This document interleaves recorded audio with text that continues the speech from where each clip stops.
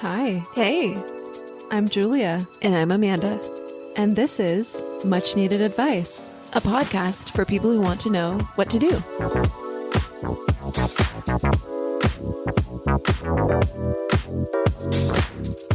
Margaret DM'd us this week. Hi, Margaret. She says, please, more advice on how to not be a perfectionist. Margaret, we are recovering perfectionists.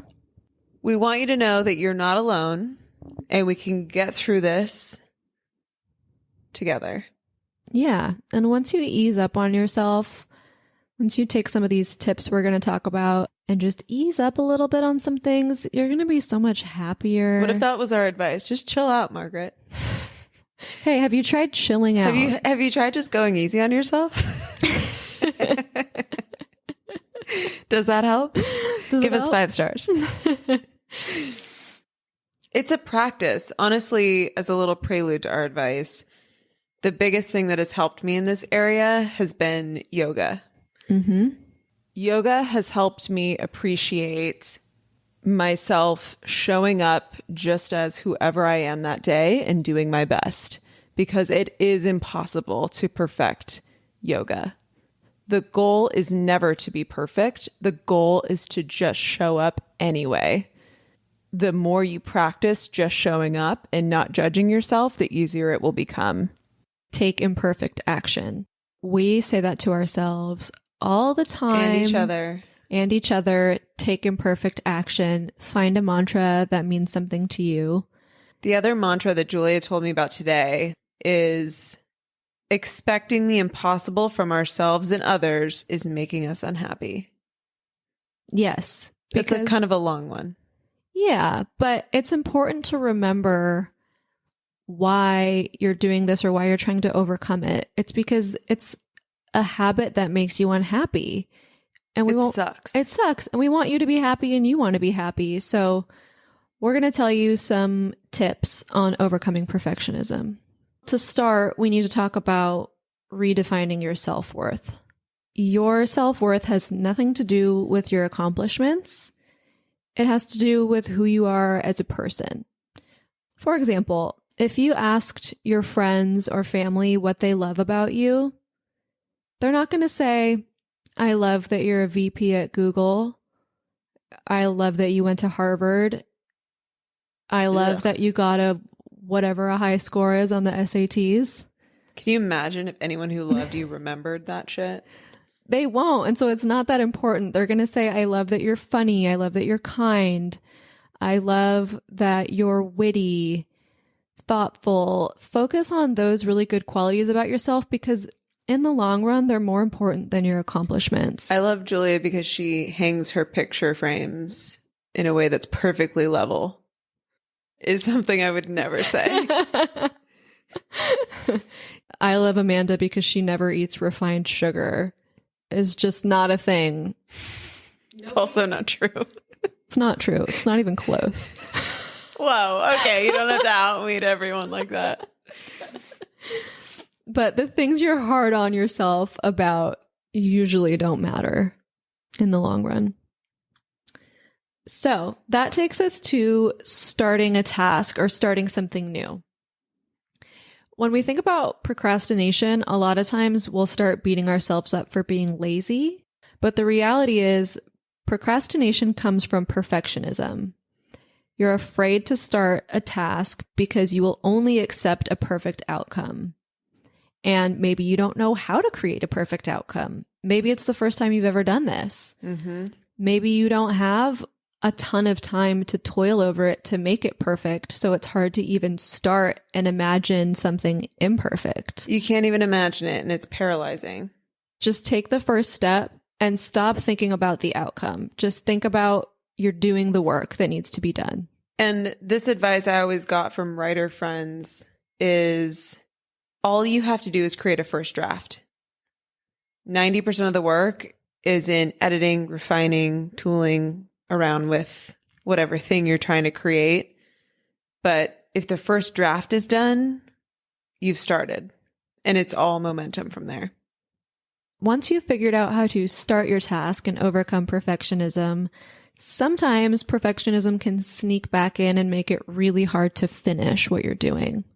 Right. My perfectionism will creep in somewhere during the process of getting something done. And it's like I get tunnel vision. You can tend to get stuck on the margins of slide 4 instead of going through and filling up 5 through 10, right? Yeah. Like your stress and perfectionism manifests as nitpicking little things. Yes. And something really like physical and tangible that I do to pull myself out of this is literally looking up and looking into the distance, visually expanding my perspective. That gets my brain thinking about the bigger picture somehow, that physical act of changing my field of vision. The other thing that I love is my timer cube. It basically limits the amount of time I allow myself to spend on something. If I'm kind of like obsessing over polishing a report, I tell myself, okay, I'm going to give myself another 20 minutes. And after that, it's pencils down. And guess what? We're using the timer cube right now to answer your question. It's like the stuff that will come out of our mouths in 20 minutes will be enough. Yeah. Otherwise, we'll talk forever because we think like a smarter thought will come 3 hours from now. It's kind of like, have you ever done your makeup and spent a little too much time on it? Like you started getting ready a little too far in advance of wherever you have to go. And it's worse. And you always make it worse. Yeah. You always go like a little too heavy on the eyeliner or like screw up your mascara and end up having to redo your eyeshadow. Like just pick an end point and be done with it. Okay. Lastly, practice makes not perfectionist. Again, this is a practice.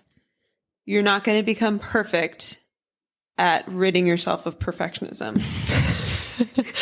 So this is what I'd recommend. Making it like a weekly habit to try things that you know you're not going to be good at, that you know are not going to be perfect, and it doesn't matter. Yes, do things for the experience and have those things be low stakes. That'll get you in the mode of enjoying the process of doing things rather than being so set on the outcome. Another mantra that I use is, this should be fun. Yes. Is that even a mantra or is it more of like a commitment? I think it's a commitment a vow. It's like a vow that Julie and I have made to each other about this podcast. Yeah, we have. And that I think about a lot is, you know, even when it comes to work, I love my job. I love what I get to do. So I have to remind myself of my commitment that this should be fun. Yes. And that's not to say every part of life is fun, but it's to say that sometimes you're making things not fun because of the impossible expectations you've set. So practice. What does this look like? So for example, a couple of weekends ago, I went axe throwing. Yeah. I was so bad at it. I thought it was really good for me to just have an experience where I was the worst in the room at something, and it was okay. Right. Nobody cared. No one cared. And it would have been worse if you didn't go axe throwing because you knew you would be bad at it. Yeah. What does that add to your life?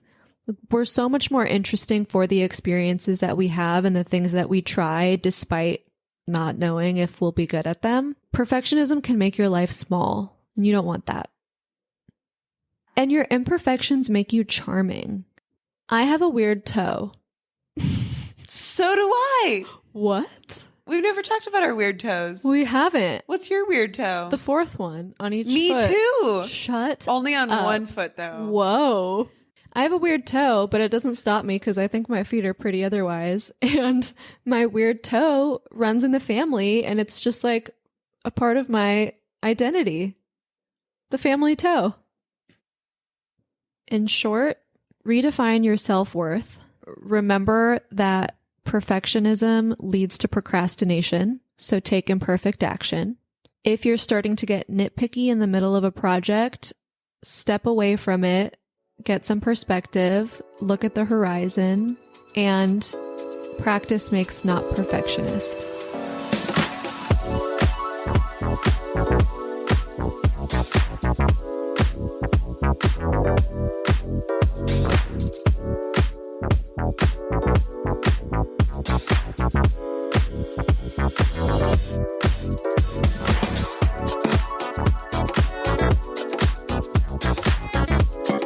Dear MNA, I met this guy on a dating app a month ago.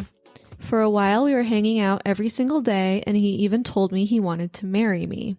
But for the past 2 weeks, he's been canceling on our dates.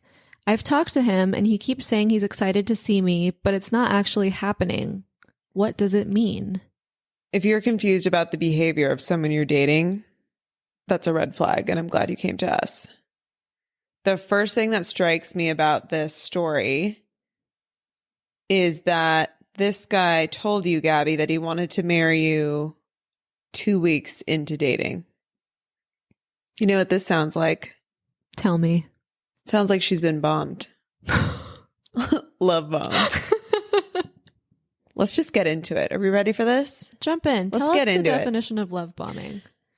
Love bombing is characterized by excessive attention, admiration, and affection with the goal to make the recipient feel dependent and obligated to that person. Ooh. I have some signs of love bombing that we can just run through really quick so we're all on the same page of what we're talking about. Making grand romantic gestures, giving extravagant gifts, always complimenting you, promoting excessive communication, requesting constant attention, demanding commitment, resisting your boundaries, making soulmate claims. They say, I love you very quickly. They're good at saying what you want to hear. They feel too good to be true. They make you feel like you're being saved. If you shared something with them about a hard time in your past or something hard in your life, they'll keep bringing it up to reinforce that you're broken and they're here to save you. They make immediate promises about the future, i.e., I want to marry you. Mm-hmm. I want to take you to Bali. Yeah. Let's go to Paris. Let's go to Vegas and elope. The biggest thing we have to explain about love bombing is why do people interpret all of the things that you listed as green lights when they're really red flags? And I think this article explains it well. As the recipient, love bombing feels really good because of the boost of dopamine and endorphins you receive. You obviously are going to feel special and needed and loved and valuable and worthy. And those are all the components that contribute and increase a person's self-esteem. Really, the love bomber's goal is to keep your self-esteem low. They want your self-esteem to be tied to their adoration of you. Yes. Not just your self-esteem is your self-esteem. It comes from yourself. They want it to be directly tied to the way that they treat you. Also, they're trying to manipulate your feelings for them. We tend to like people who are giving us all these boosts of dopamine. And so it's their way of trying to speed along your development of your feelings for them and attach you to them. Yeah. It's sick. It is sick. And it's often associated with narcissists. Narcissists are known to be love bombers. And that's a whole huge topic that we could dive into, but we're not going to today. We want to stick to the love bombing.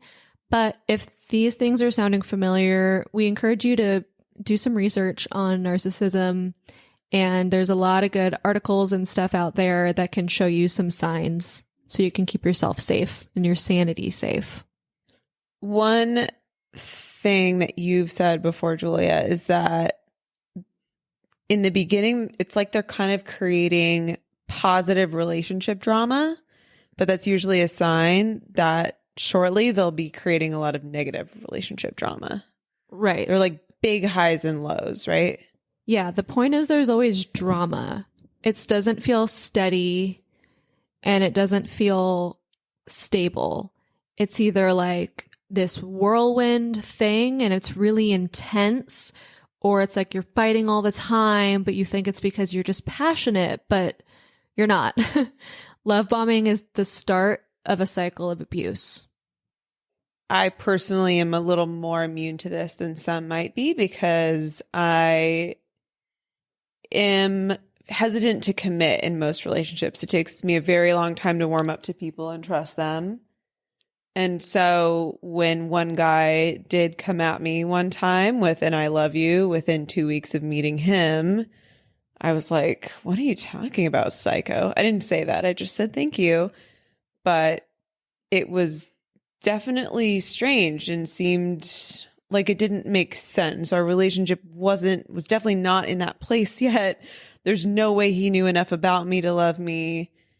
It takes, it was impossible. And it was obviously not true. Mm-hmm. So I sort of forgave him in the moment, thinking he got swept up in the moment.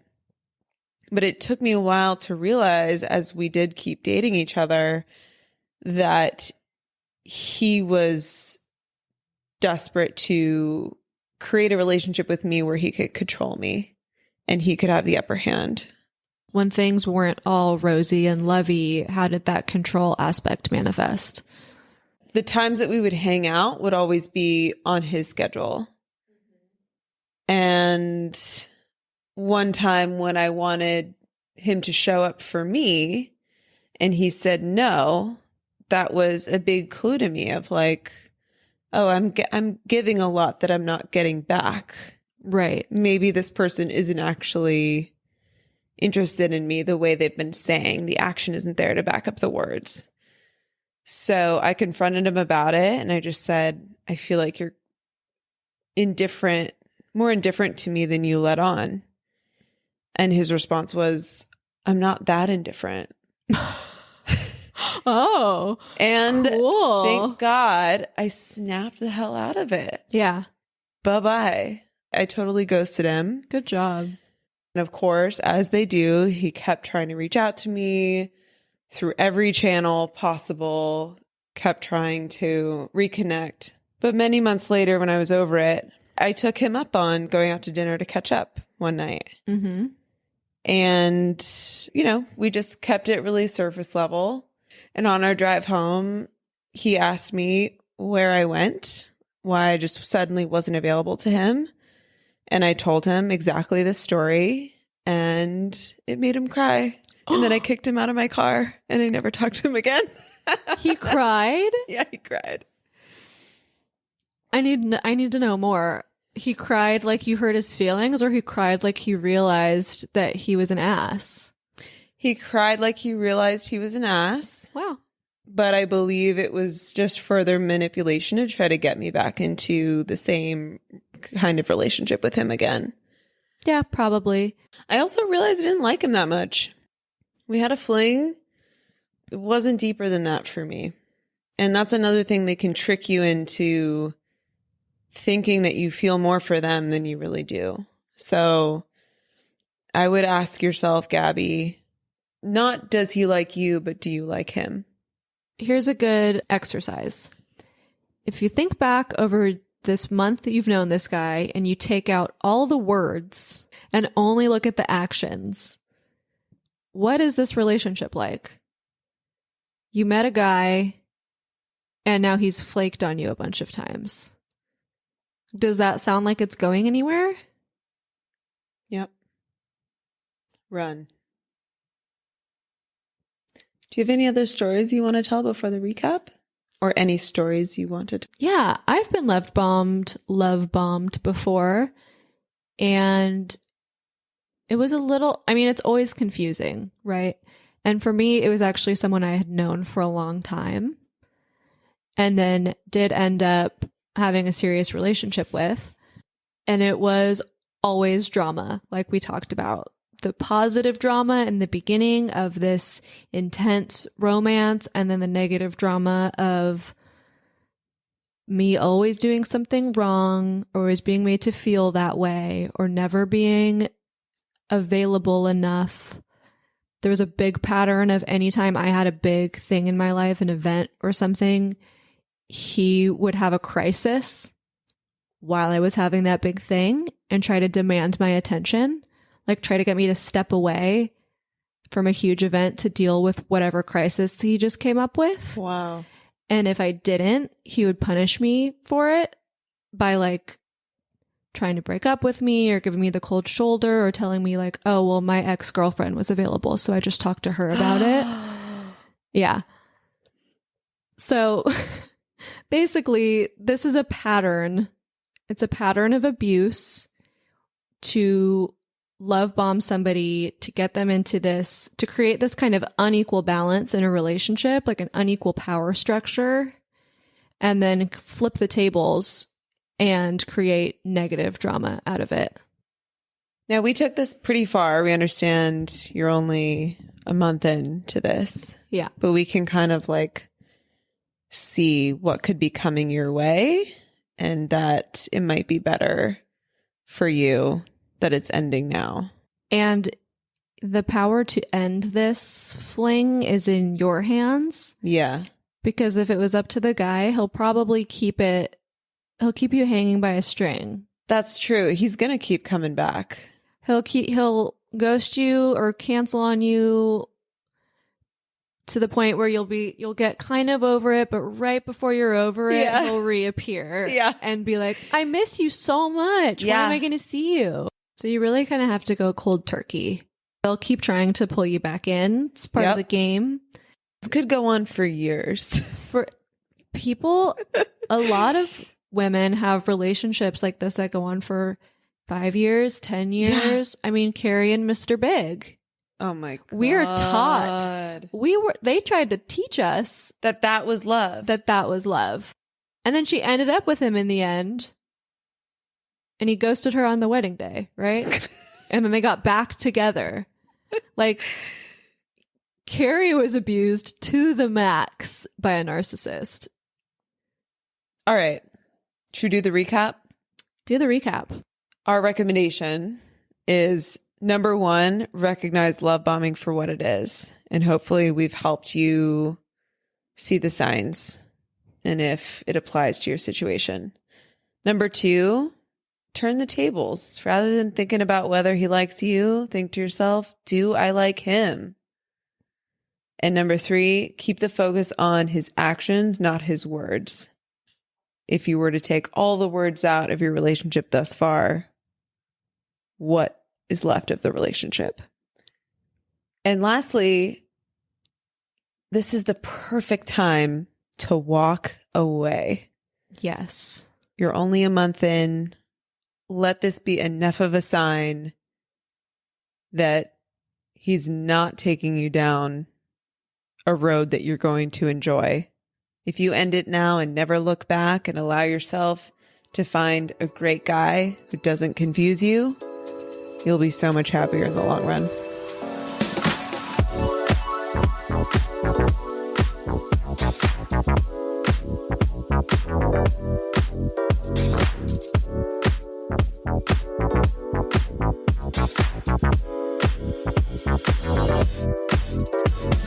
Julia, do you have a recommendation for us this week?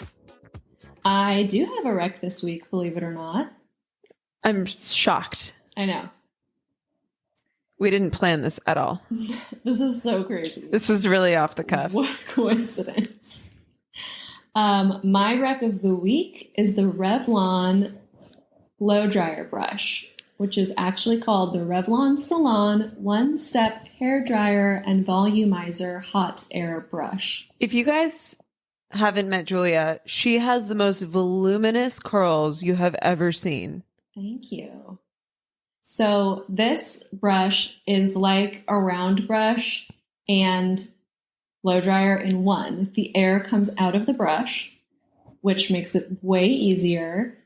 And it's great for all hair types, I've heard. I have really curly, coarse, thick hair, and I thought it would not be able to do the job on my hair, but it really does. And I don't even have to take any steps after that. I just blow it out with that brush and it's good to go. But I also have friends with straight hair or thinner hair who use it, and it gives them like a really nice bounce and volume. Now, is this tool expensive? It's not. It's available on Amazon and on Target and a bunch of other places. It's around $50, give or take. It always kind of changes by a few dollars.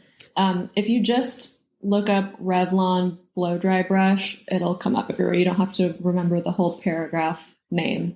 Not bad, given that every hair tool lasts a lifetime. Like, I think I've had maybe 2 straighteners in my entire life, for example. Well, this is the cost of one blowout. There you go. Do you want to tell us your rec of the week, Amanda? My rec of the week is the Native Union 10-foot charging cable for the iPhone. Sorry to leave non-iPhone users out of it, but how many people could that really be anyway?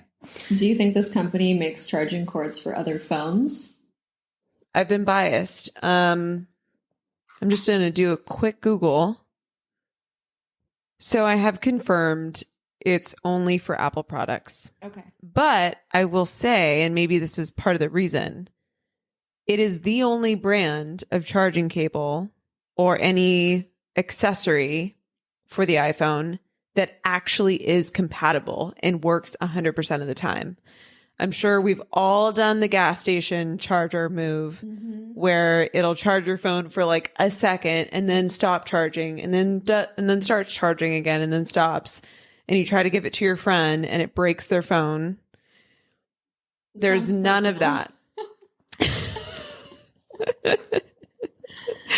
It sounds great. And having a long charging cable is so clutch. Okay, so here's the key.